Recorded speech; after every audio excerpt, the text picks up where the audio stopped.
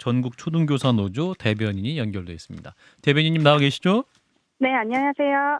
예, 오늘 조희연 교육감의 보호 방안 큰 틀에서 두 가지인 것 같은데요. 네, 대변인님 어떻게 보셨습니까? 어떤 실효적인 방안이 될 수 있을까요?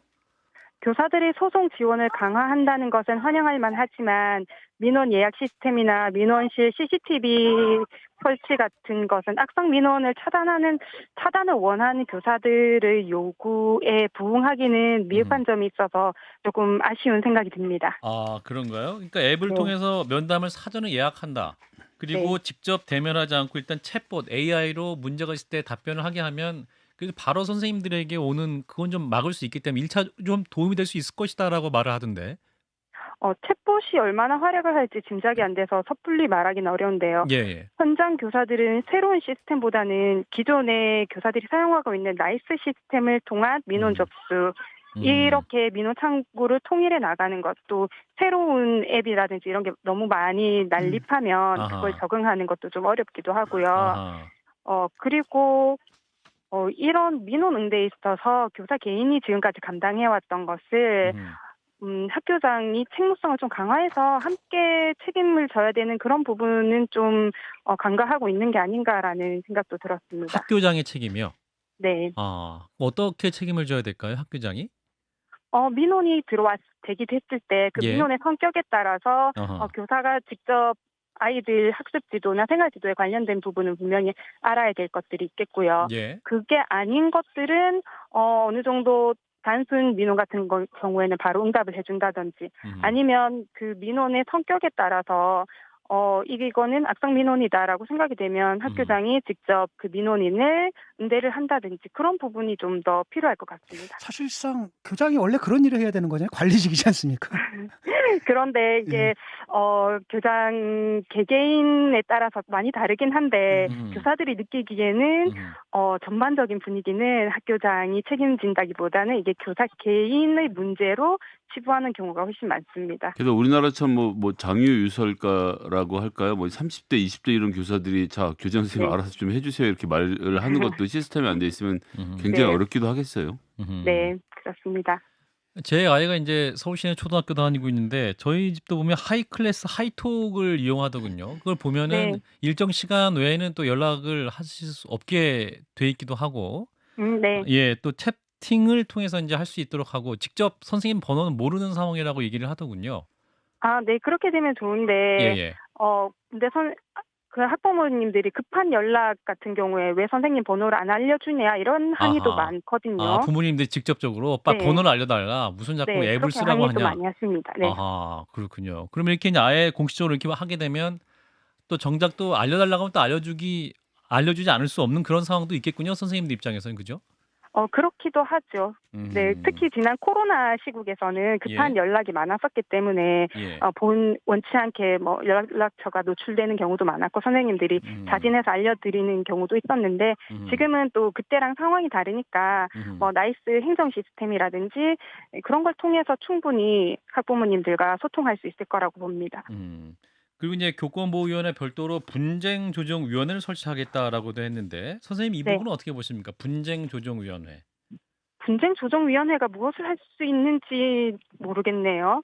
지금 음. 문제가 되는 것은 음.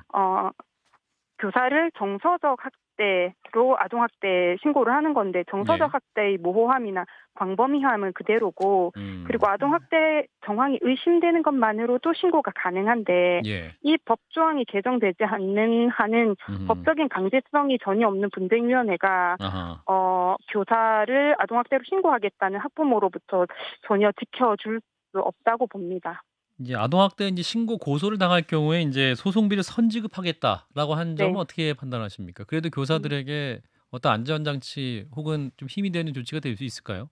네, 이 부분은 실질적인 도움이 될 거라고 봅니다. 교사 아하. 개인이 감당해야 하는 법률 소송의 심리적이거나 음. 재정적인 부담이 매우 크거든요. 예. 이제라도 교육청이 지원 범위를 넓히고 절차를 간소화한다니까 음. 다행이라는 생각이 듭니다. 그렇군요. CCTV를 설치하겠다. 민원인 대기실에. 이 네. 부분은 좀 어떻게 판단하십니까? 이 CCTV 설치하는 것이 과연 그 도움이 음, 될 것이냐. 또 그 CCTV 앞에 있는 교사들 입장에서 좀 부담이 되실 수도 있을 것 같다는 좀 생각이 드는데. CCTV라는 게 근본적인 대책보다는 사안이 발생한 이후에 증거 자료의 역할을 더 하지 않을까 싶어요. 이제 교사들이 원하는 것은 악성 민원을 사전에 좀 차단할 수 있는 그런 방법인데 예.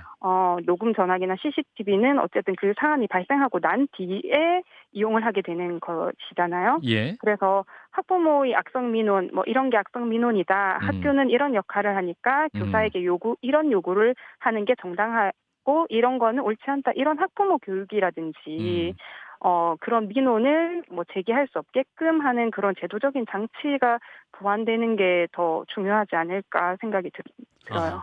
또 최근에 그 조민 웹툰 작가 있죠. 발달장애 네. 아들 그 정서적 학대했던 혐의로 교육 교사를 고소를 했잖아요.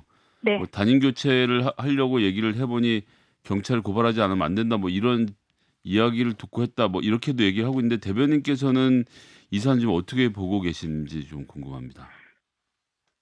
이 사건이 단순히 장애 자녀를 둔 개인의 문제라고 보기보다는 아동학대 신고로 인해서 교육 활동이 위협받는 여러 가지 장면들을 보여준다고 보거든요. 예. 생활 지도 중에 있을 수 있는 훈육이 아동학대의 근거가 된다는 것.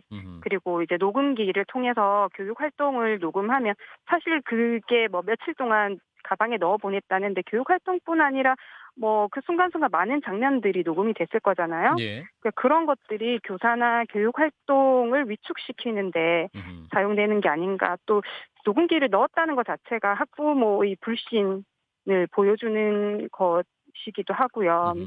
그래서 좀 씁쓸하기도 한데 아동학대 기소만으로 직위 해제를 당하는 교육청의 과잉 대응 이런 것들도 이번 사건을 통해서 수면 위로 많이 드러나게 된 것 같습니다. 네, 이제 선생님 말씀을 좀 종합을 해보면 오늘 뭐 여러 가지 교사 면담, 사전 예약 시스템, 또 챗봇 네. 이런 게 있지만 직접적으로 이제 또 부모님들이 교사와의 면담을 할 때 어떤 구체적인 가이드라인 이런 것도 좀 필요하겠다는 것이 이제 선생님들의 요구 사항이군요.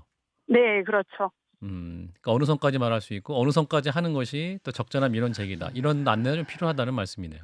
네, 맞아요. 학부모 교육도 같이 이루어지는 게 필요하다고 봅니다. 네, 선생님 말씀 여기까지 듣겠습니다. 고맙습니다. 네, 감사합니다. 네, 윤미숙 전국 초등교사 노조 대변인이었습니다. 좋아요, 구독. 알림 설정.